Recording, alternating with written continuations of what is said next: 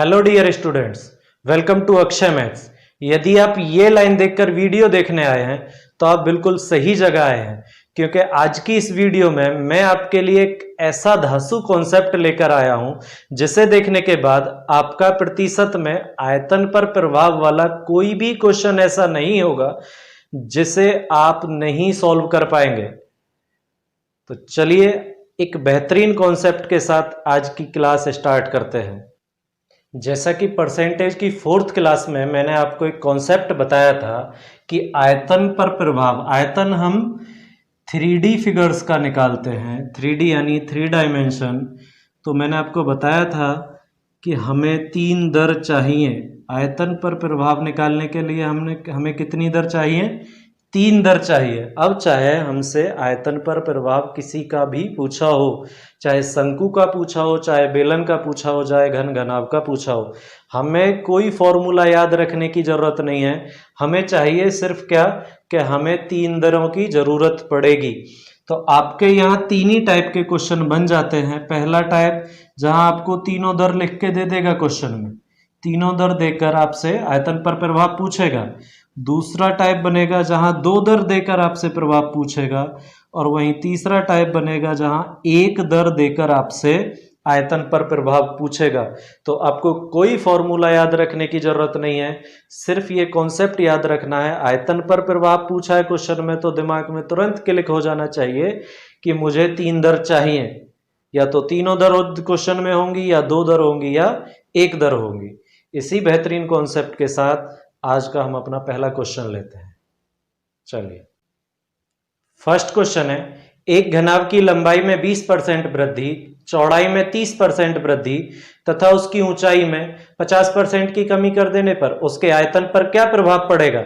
अब ये आयतन पर प्रभाव किसका पूछा है, हमें उसके फॉर्मूले की या उसके नाम की जरूरत नहीं है।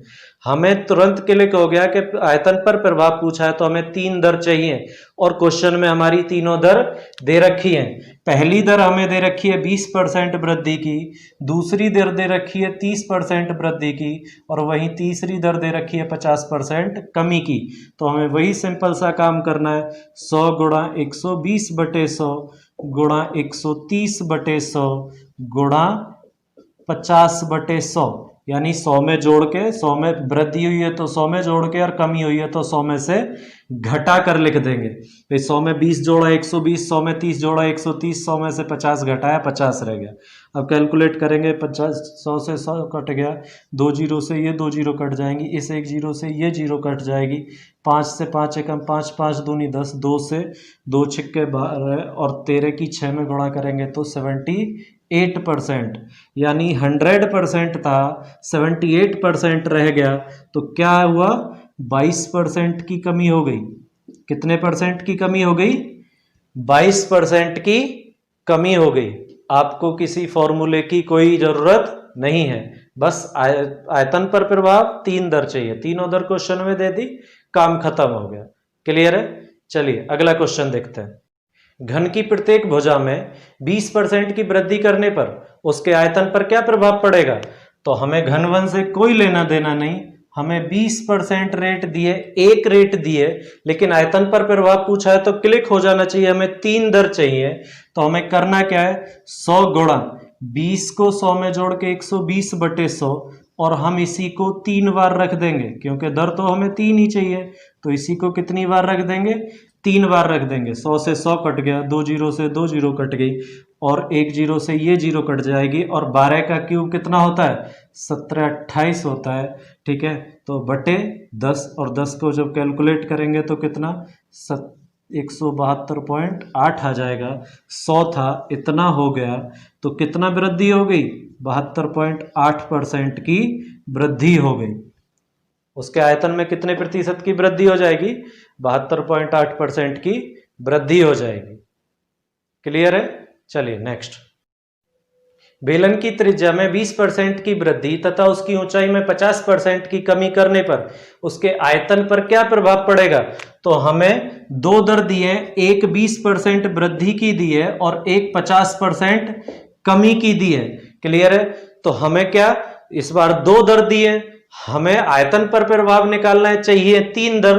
तो हम क्या करेंगे, 100 गुणा 120/100 गुणा 50/100, 100 में से 50 घटा के लिखेंगे 50/100। तो तीसरी दर कहां से लाएं? तो इसके लिए आप एक नोट बनाकर लिख सकते हैं कि ऊंचाई वाली दर को छोड़कर दूसरी दर को 2 बार रख देते हैं। तो ऊंचाई वाली दर कौन सी है हमारी? ये है। तो इसे छोड़ के हम दूसरी वाली रेट को 2 बार रख देंगे और हमेशा रख देंगे, आपको किसी फॉर्मूले की जरूरत नहीं है। तो हम 120 को 2 बार रख लेंगे, एक बार और रख देंगे, हो गई हमारी 3 रेट। क्लियर है? तो बस कैलकुलेशन करनी है। 100 से 100 कट गया, इस 2 जीरो से ये 2 जीरो कट गई, इस जीरो से ये जीरो कट गई, 5 एकम 5, 5 दूनी 10, 2 छक्का 12 और 12 छिंग 72% रह गया। 100 था, 72% रह गया, तो कमी कितने की होगी? 28% की। तो उसके आयतन में 28% की कमी हो जाएगी। क्लियर है? चलिए नेक्स्ट क्वेश्चन। एक घनाभ की लंबाई 12 से 1/2% तथा चौड़ाई 11 से 1/9% तथा ऊंचाई 16 से 2/3% बढ़ा दी जाती है, तो उसके आयतन पर क्या प्रभाव पड़ेगा? तो एक दर कितनी बढ़ाई? 12 से 1/2% बढ़ा दी, दूसरी दर 11 से 1/9% बढ़ा दी, तीसरी दर 16 से 2/3% वृद्धि कर दी इसमें। ठीक है, तो 12 से 1/2 यानी 12 दूनी 24 और 1 हमने बताया था 25/200 हो जाती है। इसको देखेंगे 11 निम्न 99 और 100/900 हो जाएगी, और ये रेट हो जाएगी कितनी? 16 × 48 और 2 50, 50/300 हो जाएगी। क्योंकि इसमें यह नीचे की हमारी टोटल होती है, ऊपर की बढ़ने या घटने वाली होती है। तो 200 थी, 225 बढ़ गई तो 225/200 हो गया। ठीक है, 900 था, 100 बढ़ गया तो 1000 बढ़ हो गया, 1000/900 लिख सकते हैं हम। और 300 थी, 50 बढ़ गई तो 350/300 कर देंगे। और अब वही काम करेंगे क्या? 100 गुणा, इन फ्रैक्शंस को यहाँ लिख देंगे, 225/200 गुणा 1000/900 गुणा 350/300, और इसको हम कर लेंगे सॉल्व। 2 जीरो से ये 2 जीरो कट जाएंगी, ये 2 जीरो से ये 2 जीरो कट जाएंगी, ये 2 जीरो से ये 2 जीरो कट जाएंगी। ठीक है, तो 3 से काटेंगे, 3 तिया 3 सत्ते 21, 3 पंजे 15, फिर 3 से 3 तिया 9, 3 से काटेंगे तो 25 बार, और 3 दूनी 6, और 25 की कैलकुलेशन करेंगे तो 25 पंजे 125, 25 ती 75 और 12 यानी 87/3 दूनी 6। ठीक है, कैलकुलेट करेंगे तो 6 कम 6, 2 27, 6 चौक 24, 3 35, 6 पंजे 30, 5/6। क्लियर है? 145 से ही 5/6, 100 था, 145 से ही 5/6 हो गया, तो हमारा 45 से ही 5/6% वृद्धि हो गई। 45 से ही 5/6% की क्या हो गई? वृद्धि हो गई। क्लियर है? इस क्वेश्चन की कैलकुलेशन को कम करने के लिए आप इस तरह से भी कर सकते हैं। जैसा कि हम जानते हैं 12.5% की फ्रैक्शन क्या होती है? 1/8 होती है। 11 से ही 1/9% की फ्रैक्शन 1/9 होती है। 16 से ही 2/3% की फ्रैक्शन 1/6 होती है। यानी उसकी लंबाई 8 थी, 1 बढ़ गई तो कितनी हो गई? 9 हो गई। तो और उसकी चौड़ाई 9 थी, 1 बढ़ गई, कितनी हो गई? 10 हो गई। उसकी ऊंचाई 6 थी, 1 बढ़ गई, कितनी हो गई? 7 हो गई। तो वही अपना पहले वाला काम कर देंगे। 100 गुणा 9/8 कर लिख देंगे, गुणा 10/9 गुणा 7/6। तो देखेंगे 4 से 2 बार, 4 से 25 बार, और 9 से ये 9 कैंसिल हो जाएगा। ठीक है, और ये 2 से 5 बार, 25 पंजे 125, 125 सत्ते वही कितना? 875/6, और 6 से जब आप कैलकुलेट करोगे तो 145 वही आंसर आने वाला है। यानी 100 था, इतना परसेंट हो गया, तो यानी 45 सही 5/6% की वृद्धि हो गई। क्लियर है? तो आप इसकी कैलकुलेशन को थोड़ा सॉर्ट कर सकते हैं, तरीका वही रहने वाला है। अगर 2 दर दी होती तो हम क्या करते, ऊंचाई वाली दर छोड़कर दूसरी दर को 2 बार रख देते, तो आपको कोई फॉर्मूला याद रखने की जरूरत नहीं है। चलिए अगला क्वेश्चन। एक गोले की त्रिज्या दुगनी कर दी जाए तो उसके आयतन में कितने प्रतिशत की वृद्धि होगी? तो गोले की त्रिज्या दुगनी कर दी, यानी 100% थी, बढ़ा के कितनी कर दी, 200% कर दी।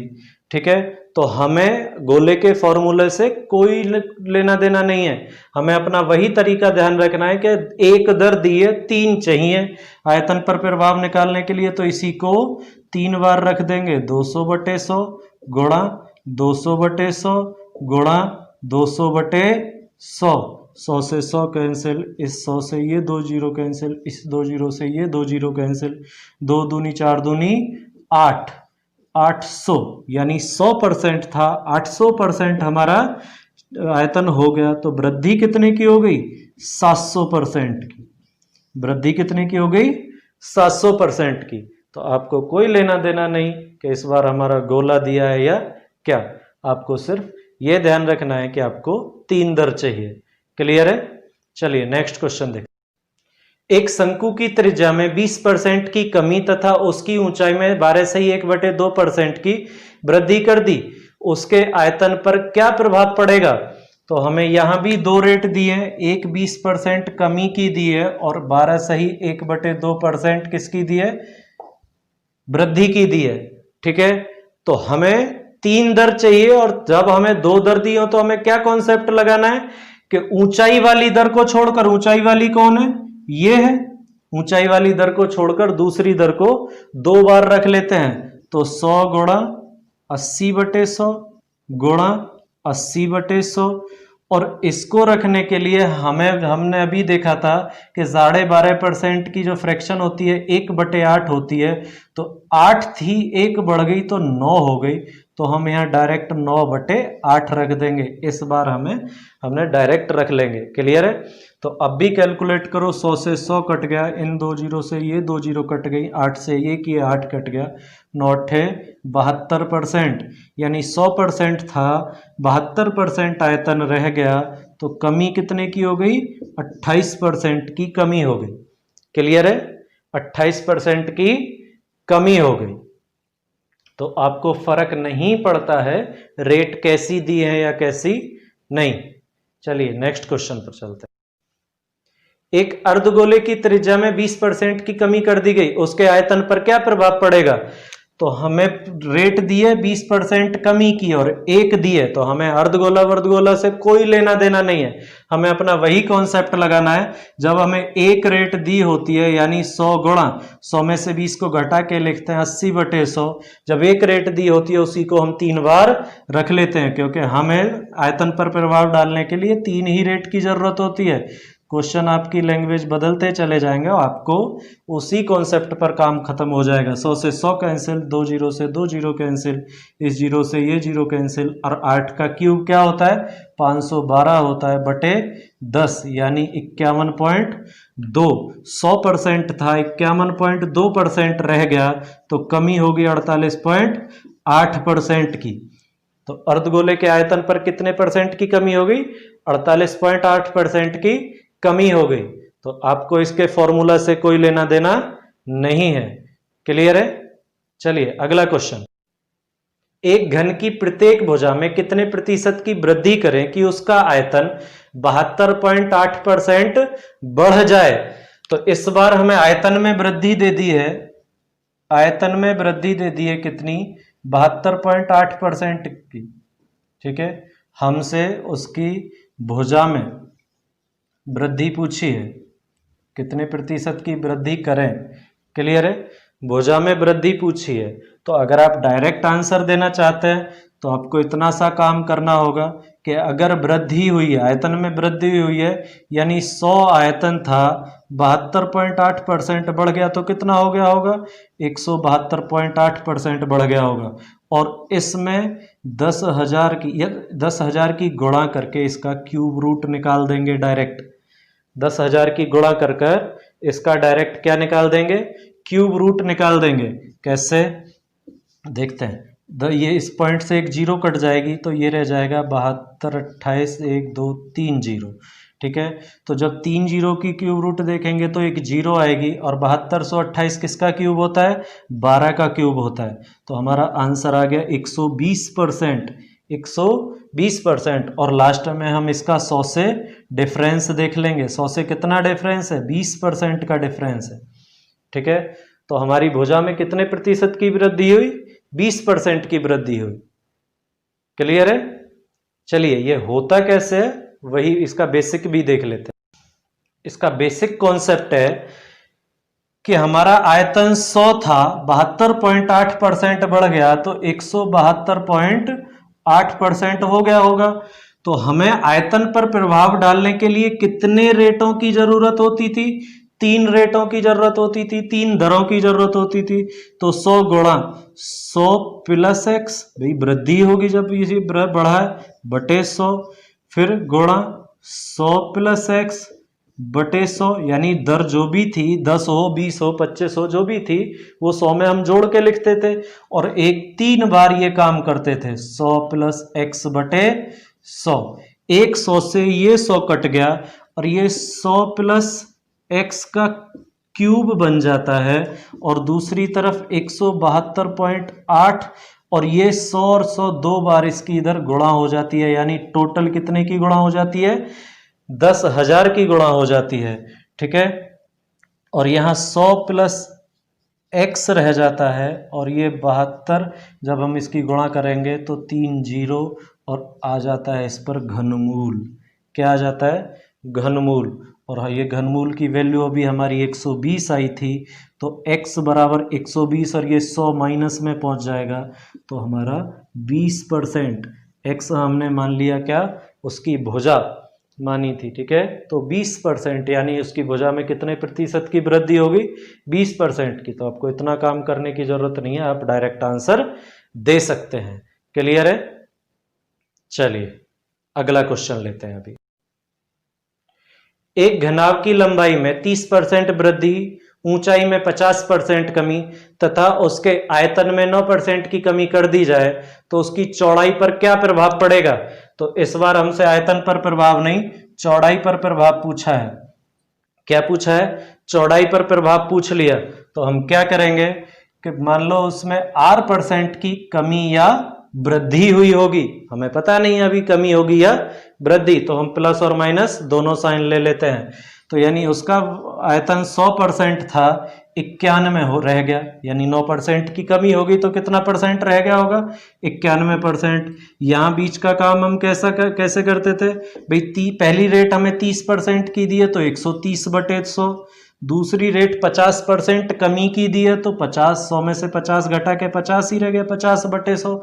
तीसरी रेट हमें निकालनी है तो उसे हम 100 में जोड़ के या घटा कर ही तो लिखते थे, तो लिख दी और बटे 100, और बराबर में क्या रह गया, 91। 100 से 100 कट गया, 2 जीरो से 2 जीरो कट गई, तो हम देखेंगे क्या 5 से कितनी बार, 20 बार कट गया।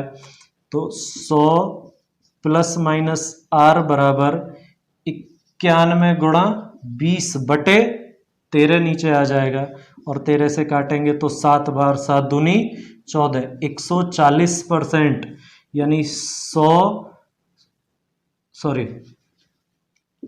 प्लस माइनस r बराबर 140 माइनस 100, ये इधर जाके माइनस का हो जाएगा, तो 40% किसका आया, प्लस का आया, तो माइनस हटा देंगे, यानी ये क्या हो गया, इसमें 40% की क्या हो गई, वृद्धि हो गई, तो चौड़ाई हमारी 40% बढ़ जाएगी। चलिए आज का आखिरी क्वेश्चन देखते हैं। बेलन की केवल त्रिज्या में 50% की वृद्धि कर दी गई, उसके आयतन पर क्या प्रभाव पड़ेगा। तो यहां एक स्पेशल केस बना दिया, क्या कि केवल त्रिज्या बोल दिया, यानी उसकी ऊंचाई को नहीं छेड़ा है। तो जहां हमें 2 दर दी होती थी तो हमें पता है कॉन्सेप्ट क्या था कि ऊंचाई वाली दर को छोड़कर दूसरी दर को 2 बार रख लेते हैं, तो ये दूसरी दर त्रिज्या की ही होती है। तो त्रिज्या कितनी है, 50% वृद्धि कर दी, तो हम 100 गुणा 150/100 गुणा 150/100। ऊंचाई को नहीं छेड़ा है तो उसको हम 100/100 ही रख देंगे, बराबर 100, ये 2 जीरो, ये 2 जीरो से ये 2 जीरो कैंसिल, इस 100 से ये कैंसिल। 15 का स्क्वायर कितना होता है? 225% हो गया, यानी 100 था 225 हो गया। तो वृद्धि कितने की हुई आयतन में? 125% की वृद्धि हो गई। तो बेलन के आयतन में कितने परसेंट की वृद्धि हो गई? 125% की। क्लियर है? उम्मीद करता हूं आज का हमारा ये कॉन्सेप्ट आपको पसंद आया होगा। अगर आपको हमारा ये कॉन्सेप्ट पसंद आया है और आप चाहते हैं कि हम ऐसे ही और कॉन्सेप्ट लाते रहें, तो आप हमारे चैनल को सब्सक्राइब कीजिए, उसको लाइक कीजिए और हमारा उत्साह बढ़ाने के लिए हमें कमेंट भी ज़रूर कीजिए। धन्यवाद।